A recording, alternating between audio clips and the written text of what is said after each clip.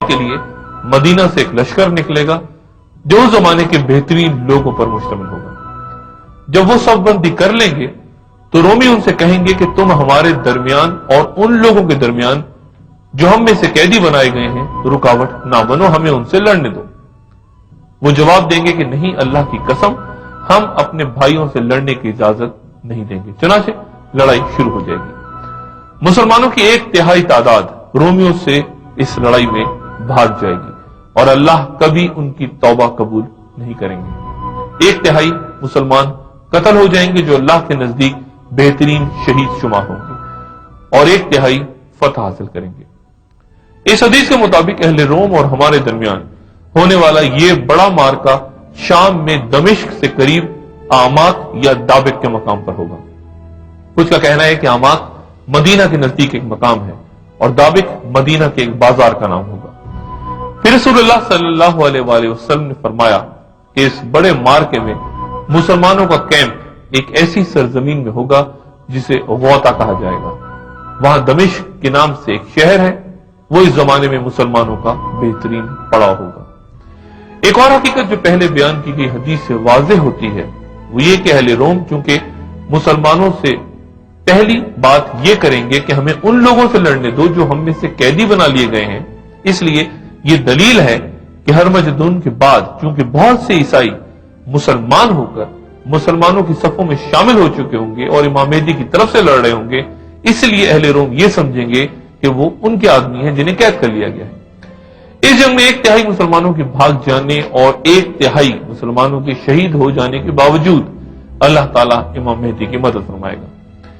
امام مہدی کی چوتھی جنگ قسطنطنیہ یا استنبول میں ہوگی جو کہ ترکی میں واقع ہے۔ امام مسلم حضرت ابو ہریرہ رضی اللہ تعالیٰ عنہ سے روایت کرتے ہیں کہ رسول اللہ صلی اللہ علیہ وآلہ وسلم نے فرمایا کہ تم نے اس شہر سے متعلق کچھ سنا ہے جس کا ایک حصہ خشکی پر اور دوسرا حصہ سمندر میں ہے؟ انہوں نے فرمایا ہاں یا رسول اللہ۔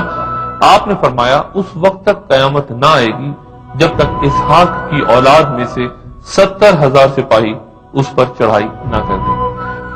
بنو اسحاق سے مراد اہل روم ہیں۔ ایس بن اسحاق بن ابراہیم علیہ السلام کی نسل سے ہیں، وہ بنی اسرائیل یعنی یعقوب بن اسحاق کے چچا کی اولاد ہیں۔ یہاں اس حدیث میں ان اہل روم کا ذکر ہوا ہے جو ہرمجدون کے بعد ہلکا بگوش اسلام ہو چکے ہوں گے۔ مسلمانوں کے ہاتھوں قسطنطنیہ کی فتح کے بعد دجال کا خروج ہوگا۔ رسول اللہ صلی اللہ علیہ وآلہ وسلم نے فرمایا کہ بیت المقدس کی آبادی یثرب کی بربادی ہے۔ یثرب کی بربادی کے بعد ملحمہ یعنی خونریز مارکا ہوگا، اور اس ملحمہ کے بعد قسطنطنیہ فتح ہوگا، اور اس کے بعد دجال کا خروج ہوگا۔ دور حاضر کے حالات میں یہ بیان کی گئی پیشگوئیاں کس طرح پوری ہوتی نظر آتی ہیں یا آ سکتی ہیں، اس پر مزید گفتگو سے پہلے یہ کہنا مناسب سمجھتا ہوں کہ بہت سے لوگ قرآن و حدیث میں بیان کیے گئے واقعات اور تنبیہوں کو نظر انداز کرتے ہیں اور دلیل یہ دیتے ہیں کہ عہد حاضر میں جب دنیا تہذیب و ترقی کی اس ناقابل شکست موڑ تک آ چکی ہے، یہ سب کچھ کس طرح ممکن ہے؟ کون اس بے پناہ قوت، اسلحے، فوج، طاقت اور تکبر کو جھکا سکتا ہے؟ سورہ کاف کی 36ویں آیت میں اللہ تعالیٰ فرماتے ہیں اور ان سے قبل ہم کتنی ہی امتوں کو ہلاک کر چکے ہیں جو قوت میں ان سے کہیں زیادہ تھیں، لیکن جب ہمارا عذاب آیا لگے شہروں کو چھاننے کہ کہیں بھاگنے کی جگہ ہے۔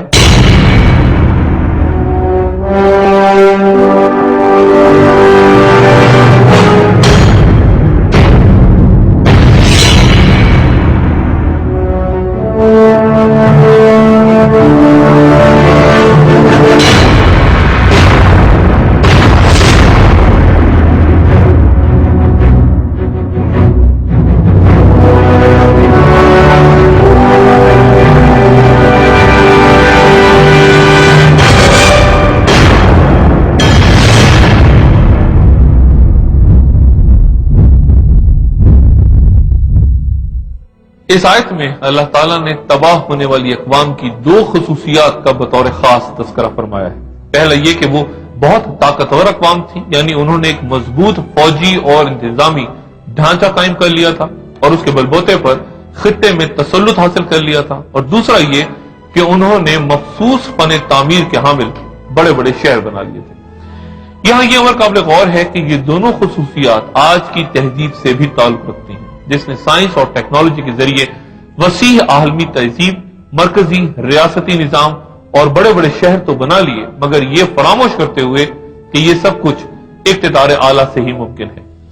قرآن کریم اس حقیقت کو واضح کرتا ہے کہ اللہ کا انکار کرنے والی اقوام کو ان کی قائم کردہ بڑی اور مضبوط تہذیبیں نہ بچا سکی، یعنی اللہ کے انکار اور سرکشی سے عبارت آج کی تہذیب کا انجام بھی گزشتہ اقوام سے مختلف نہ ہوگا۔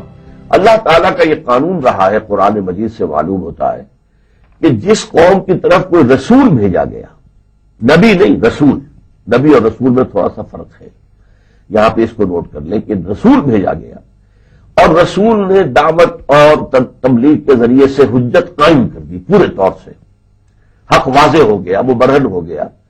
اس کے بعد بھی اگر اس قوم کی اکثریت نے اس نبی کو اس رسول کو ریجیکٹ کیا تو پھر وہ قوم ہلاک کر دی گئی، جس کی مثالیں قرآن مجید میں 6 جو آتی ہیں وہ بار بار آتی ہیں۔ قوم نوح غرق کر دی گئی، قوم ہود جس کو عاد کہتے ہیں وہ تباہ ہوئی، قوم صالح جسے سمود کہا جاتا ہے وہ تباہ ہوئی، سدوم اور عمورہ کی بستیاں جن میں حضرت لوط بھیجے گئے وہ ختم ہوئی۔ اسی طریقے سے قوم شعیب مدین میں وہ مدین کی قوم ختم ہوئی، اور حضرت موسیٰ بھیجے گئے فرعون کی طرف تو فرعون اپنے لاؤ لشکر سمیت غرق ہوا۔ اسی قانون کے تحت جب یہودیوں کی طرف رسول بنا کر بھیجے گئے حضرت عیسیٰ علیہ الصلوۃ والسلام اور انہوں نے رد کر دیا تو وہ مستحق ہو گئے تھے اسی عذاب کے جو عذاب کے تمام کافر قوموں پر آیا ہے۔ اب یہ اللہ کی حکمت ہے کہ اللہ نے اس معاملے کو جیسے کہتے سسپینڈ کر دیا۔ حضرت